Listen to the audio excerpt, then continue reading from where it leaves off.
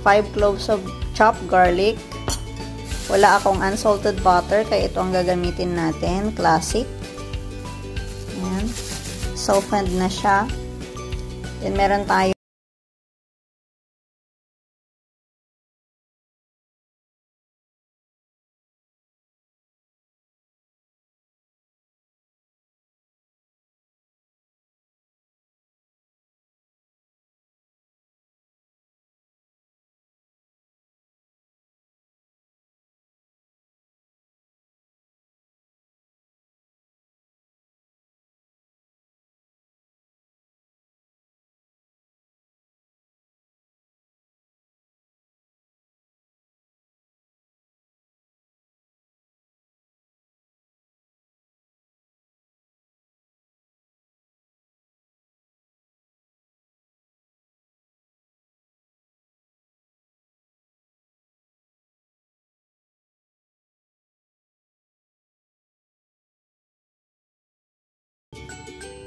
pero kung gusto nyo rin na magluto kayo ng buns, so nasa sa inyo na yan.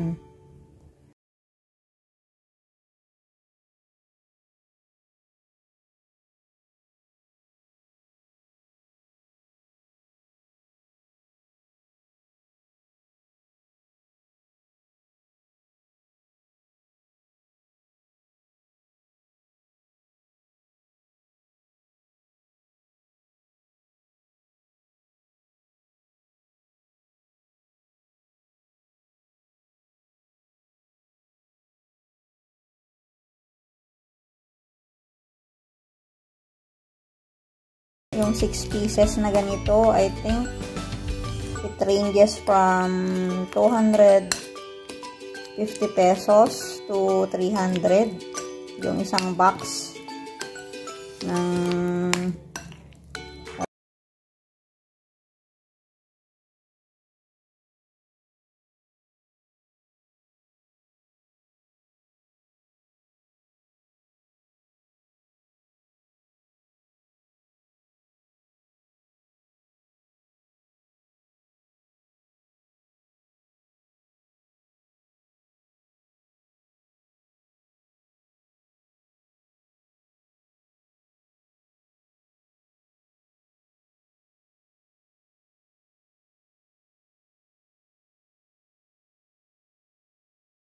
then ilagay na lang natin sa tinapay. Saka natin iluluto sa air fryer. So, ito na po yung bread. I-slice ko na po siya. Ayan, i-slice na natin. I-slit na po natin. Then, i-stuff na po natin yung i-stuff lang po natin yung ating garlic cream cheese filling. Lalagay po natin dito sa ating tinapay. Ayan, malinis naman yung aking kamay. Saka natin siya iluluto sa air fryer. So, ito na po yung na-prepare natin na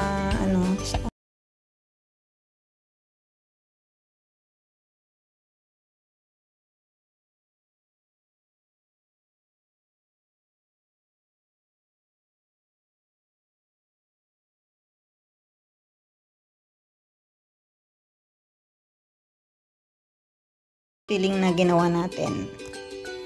Then, ilalagay ko na po siya dito sa ating air fryer.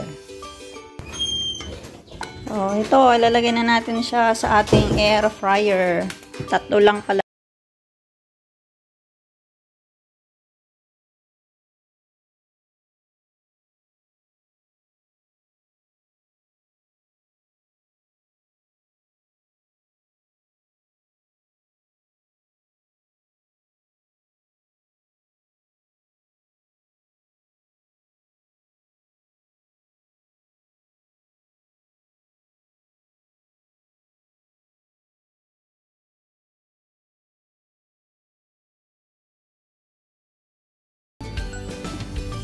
Ayan. Pag bibilhin mo kasi sa labas, ito is 50 pesos ang isa. So, nagastos natin dito ay 75 pesos. Kasi kalahati lang yung cream cheese. 75 pesos yon.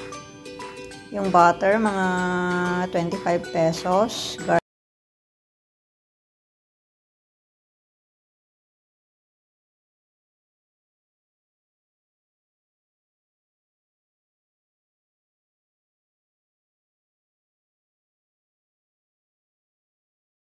natira na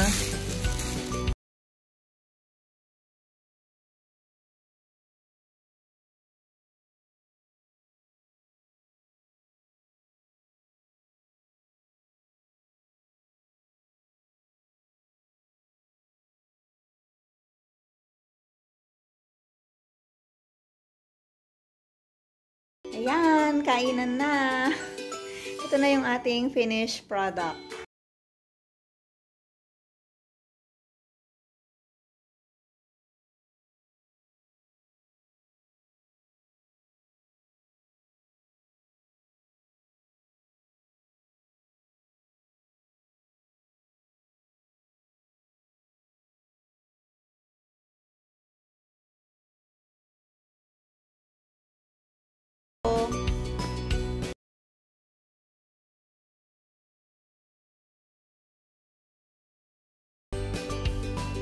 So, ito po yung temperature ay 160 degrees Celsius, 160 degrees Celsius, then 10 minutes, tamang-tama lang siya, crispy. Pero medyo malambot pa din sa loob. Sabi mo sa niluto ko.